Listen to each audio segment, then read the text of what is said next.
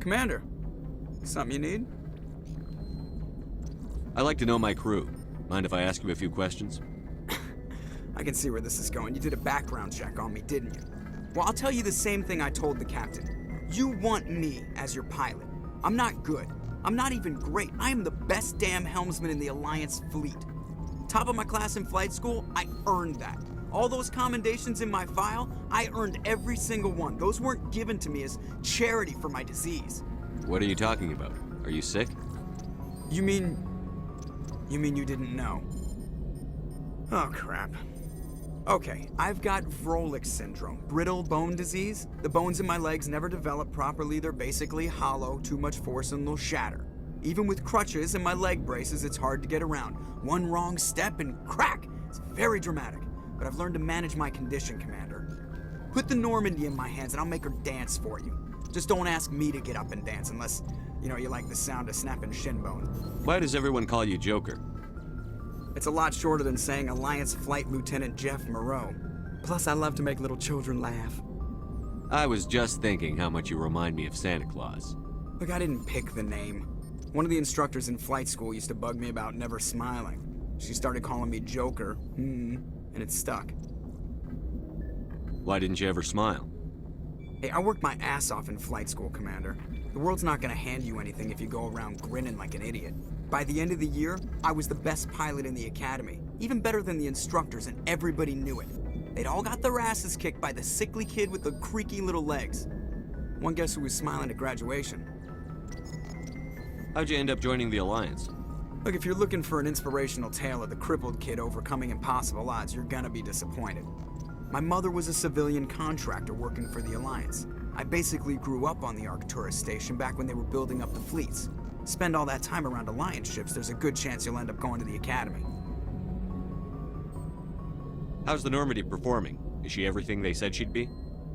She's the best ship in the fleet, if you've got a pilot who knows how to handle her. Balance isn't what you'd expect. Takes a while to get used to that oversized drive core we got stuffed in the back, and her power can sneak up on you if you're not careful. The Normandy's probably too much ship for your average Alliance pilot, Commander. Lucky for you, I'm anything but average. I have to go. All right, see ya.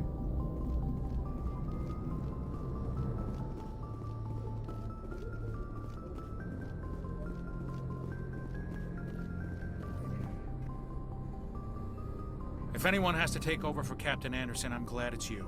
I'm not sure about having non-humans on our ship, though. We're all on the same team here, Presley. With all due respect, sir, that's what they said about Nihilus. Look how that turned out. Speak freely, Presley. I want to know if you have a problem with non-humans. It's not that, Commander. Humanity has always handled its own problems. Saren attacked one of our colonies. We should be the ones to stop him. We don't need their help. Some people think asking for help is a sign of weakness. That's just being stupid and stubborn. No matter how strong you are, allies can make you stronger. I guess so. Maybe I'm just stuck in the old ways of thinking. But don't worry, Commander, this won't be a problem. How did you end up assigned to the Normandy? I signed up with the Alliance as a navigator right out of school, following in my grandfather's footsteps, I guess. My first posting was on the Agincourt. We were one of the first reinforcements to arrive at Elysium after the Blitz hit. Those raiders were no match for an Alliance frigate. Of course, the only reason the colony was still standing was because of you, Commander. I can't believe you held out as long as you did. How'd you end up on the Normandy? I got my officer's commission after Elysium. Must have made an impression on the right people. Captain asked for me when he was picking his crew. Carry on, Presley. Yes, sir.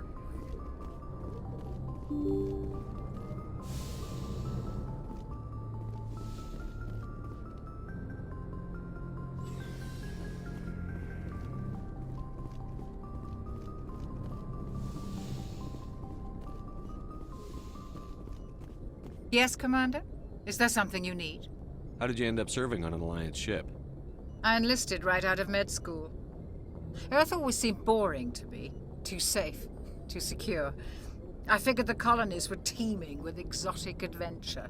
I wanted to travel the stars, tending the wounds of tough soldiers with piercing eyes and sensitive souls. Turns out military life isn't quite as romantic as I'd imagined. But humanity needs the Alliance if we want to keep expanding through the Traverse, and the Alliance always needs good doctors. So I stayed on to do my part. I should go. Goodbye, Commander.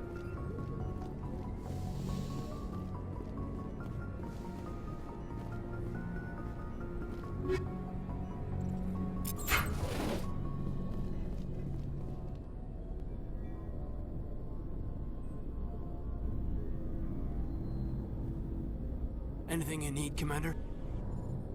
Just trying to get a sense of where the crew's at. Thoughts? I've wasted enough of your time for now, Commander. We'll have time for personal debriefings later. We'll talk another time, Lieutenant. Commander?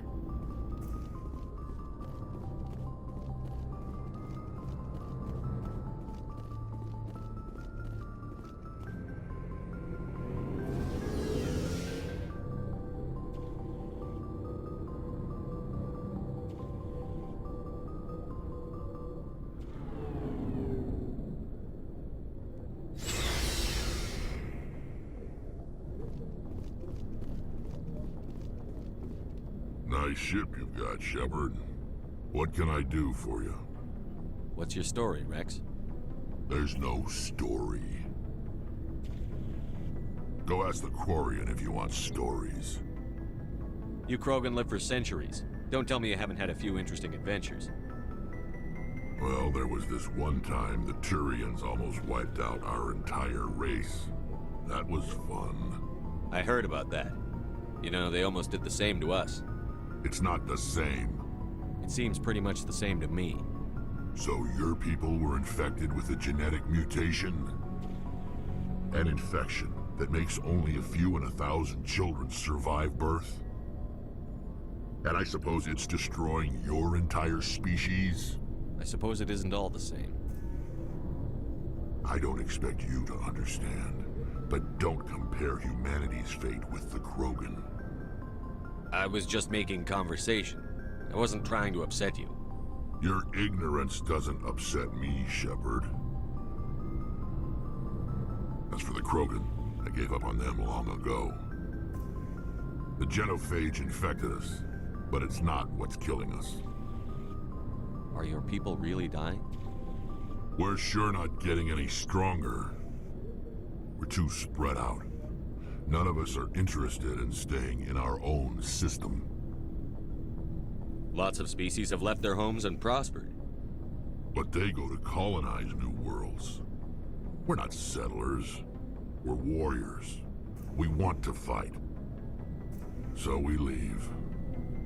Hire ourselves out. And most of us never go back.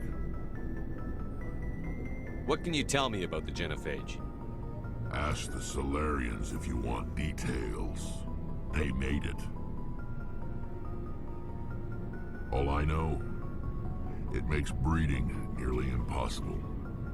Thousands die in stillbirth, and most never get that far. Every Krogan is infected.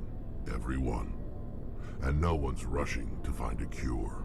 Why don't the Krogan try to find a cure? When was the last time you saw a Krogan scientist? You ask a Krogan, would he rather find a cure for the genophage or fight for credits? He'll choose fighting every time. It's just who we are, Shepard. I can't change that. Nobody can. So long, Rex. Shepard.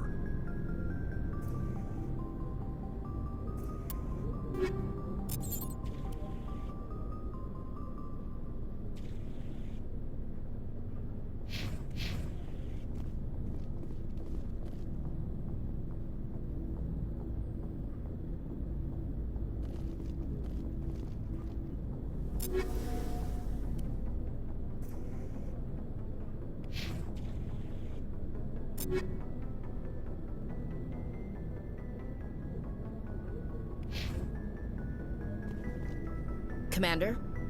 Do you have a few minutes to talk one-on-one? I'm sorry, Commander. I need to get my duties squared away. I wouldn't mind talking more later, though. Dismissed, Chief. Sir.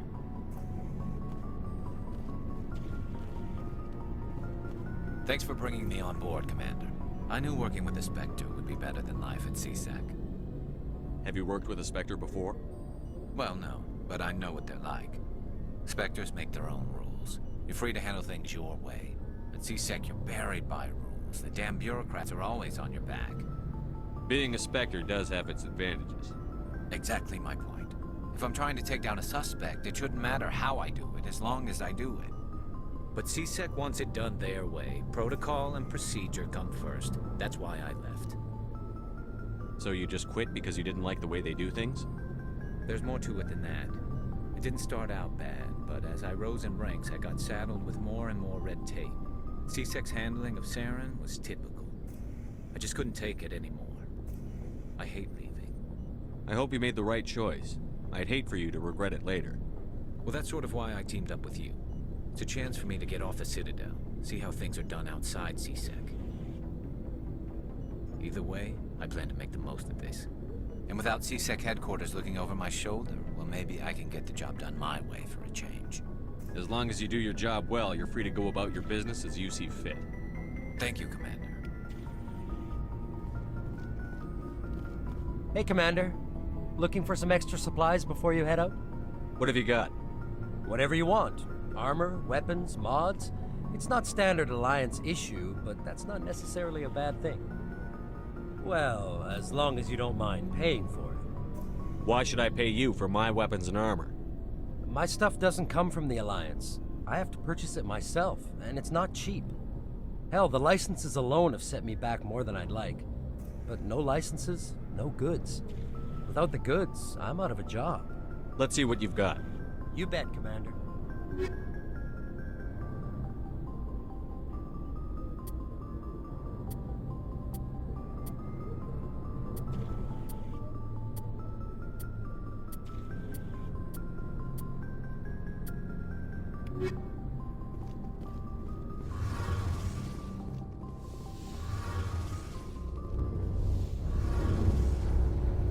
Hey, Commander, you know that Quarian, Tally?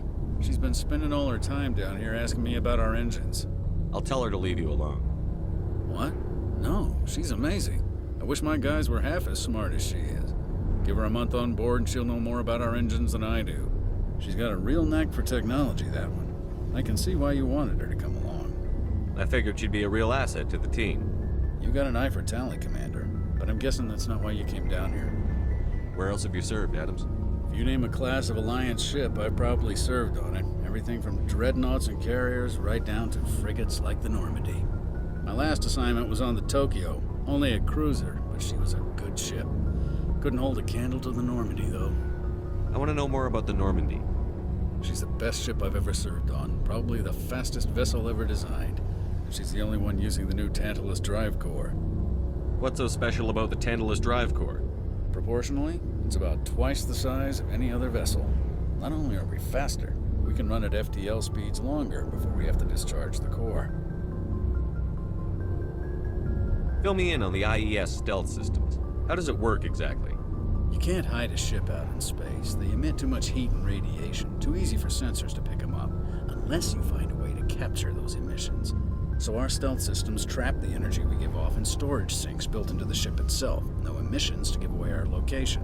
Eventually the sinks have to be vented. More than a few hours silent running and they overheat. Cook us inside our own hull. There's no way for anyone to detect us?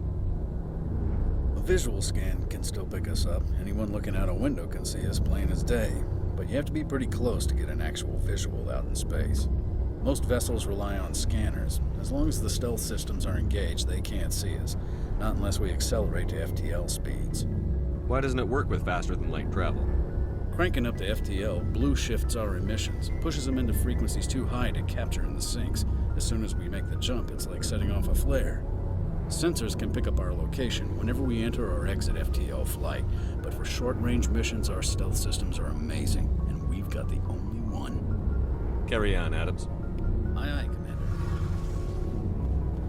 Your ship's amazing, Shepard. I've never seen a drive core like this before. I can't believe you were able to fit it into a ship this small. I'm starting to understand why you humans have been so successful. I had no idea Alliance vessels were so advanced. The Normandy's a prototype. Cutting-edge technology.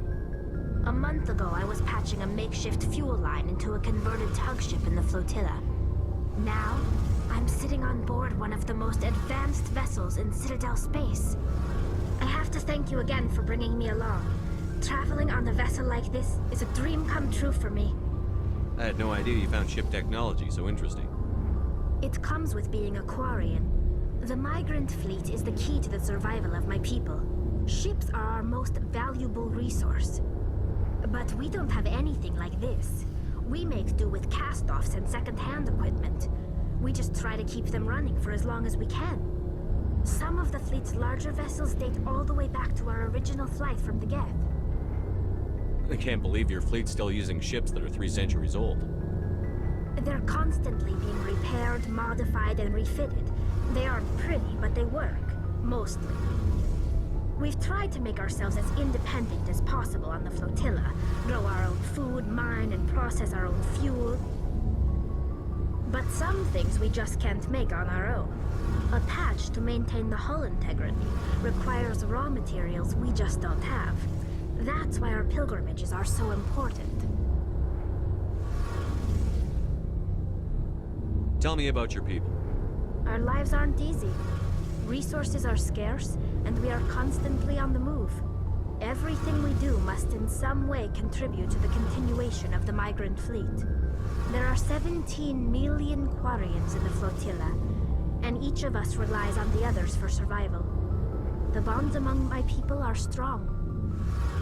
Unfortunately, we have had to surrender many of the freedoms and civil liberties other species take for granted. What kind of freedoms?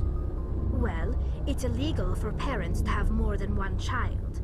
If our population grows too much, it would strain our resources to their breaking point. Of course, we also can't allow our numbers to become too few. If our population is in decline, the rule against single births is temporarily repealed. In extreme cases of population decline, incentives are even offered to encourage multiple births, though the Conclave hasn't had to take such measures in nearly a century. That's your government. The Conclave is our civilian branch of government. Each ship can elect a representative to serve on the Conclave and make decisions that affect the fleet as a whole. On matters that affect an individual ship, however, the captain has the final say. It's a tradition that dates back to the early days, when the fleet was governed by martial law. Fortunately, most captains nowadays are smart enough to have an elected council from their crew to give them advice and guidance. So the ultimate power rests with elected officials. In practice, the Conclave and the respective council for each ship tend to set the rules that govern our daily lives. But in theory, we are still under military jurisdiction. The 5 top-ranking military officials in the fleet serve on the Admiralty Board. These 5 have the power to overrule any decision by the Conclave in case of emergency. To do so requires unanimous agreement among the Admiralty, and they can only do this once. After that, the entire board must resign their posts. It's a safeguard that served us well. In nearly 3 centuries, the Admiralty Board has only overruled the Conclave 4 times. I want to know more about the Geth. I doubt I can tell you anything you don't already know. It's been almost 3 centuries since they drove my people into exile. All I know is the story of their origins. What they were when we created them, and how they turned on us. Interesting. The Geth were originally created to serve as an automated manual labor force. Initially, their intelligence was as limited as any VI. Over time, we made small modifications to their programming to allow them to perform more varied and complex tasks, bringing them closer and closer to true AI status. How come the Council didn't step in and stop you? This wasn't true AI research. We may have been skirting the bounds of the law, but we never did anything that was actually illegal. The changes were so insignificant, so gradual, that we were able to control them. Or so we thought. But one thing we underestimated was the power of the neural network. A million Geth thinking simultaneously created an inherently unstable matrix. What made them rebel? As we built more and more Geth, their effective intelligence became more sophisticated, more abstract. One day, a Geth began to ask its Quarian overseer questions about the nature of its existence. Am I alive? Why am I here? What is my purpose? As you can imagine, this caused a near panic among my people. What did you do? It was inevitable the newly sentient Geth would rebel against their situation. We knew they would rise up against us, so we acted first. A general order went out across all Quarian-controlled systems to permanently deactivate all Geth. The Geth responded to this order violently. You can't blame them for fighting for their survival. We had no other choice. The Geth were already on the verge of revolution. By acting quickly, we had a chance to end the war before it began. The hope was that most of the Geth would still be little more than machines, incapable of organized resistance. But they had progressed much further than anyone anticipated. The war was long and bloody. Millions upon millions of Quarians died at their hands. In the end, we were forced to flee our own homeworld. We feared the Geth would pursue us, but they never came beyond the Veil. Now we drift through space, exiles searching for a way to reclaim what was once ours.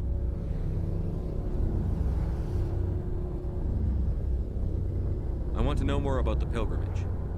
When my people reach maturity, we leave our birth ships and seek acceptance with a new crew. It's necessary to maintain genetic diversity among the fleet. But no ship wants to accept someone who will be a burden on them. So, to prove our worth, we embark on a pilgrimage. We set out alone, leaving the flotilla and our families behind us. We only return once we have found something of value we can bring back to the fleet. This is presented as a gift to the captain of the respective ship we wish to join. If the gift is accepted, we are welcomed into the crew. Can a captain choose to reject the gift? That doesn't happen often. Most captains are eager to increase the size of their crew. It increases their own standing in our society. Even when the gift is not particularly valuable, the captain usually accepts it out of a sense of tradition. However, there is a stigma to presenting a substandard gift. It's not the best way to make a good impression on a new community. Most pilgrims don't return until they find something worthwhile. I want to talk about something else. Like what? I should go. See you later.